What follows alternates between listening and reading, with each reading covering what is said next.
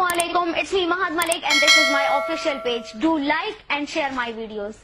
जब आप अपने अच्छे को अच्छा समझने लग जाएं और बुरे को बुरा समझने लग जाएं और आपकी अक्ल काम करने लग जाएं तो मेरे ख्याल में यही काफी होता है कि आप उलमा का दिफा करें, इसलिए कि उलमा ऐसे वाहिद लोग होते हैं कि जब आपके ऊपर बुराई आ जाए तो ये आपको मायूसी से निकालने के लिए तैयार खड़े रहते हैं, और जब कोई खुशी का मौका आता है तो यही वो उलमा होते हैं जो आपको बताते हैं कि ऐसी खुशी मनाओ जिसकी वजह से तुम्हारा रब नाराज ना हो।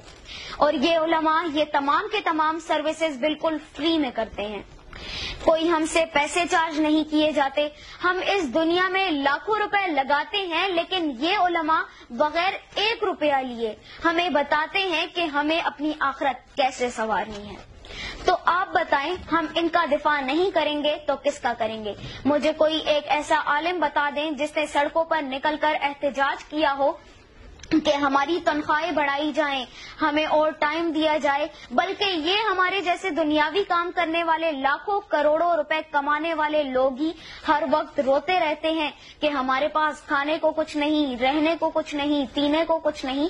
तो जो उलमा आपको मायूसी से निकाले और जो उलमा आपकी आखिरत को संवारने की कोशिश करे, तो क्या आप उनके लिए कुछ अल्फाज नहीं बोल सकते?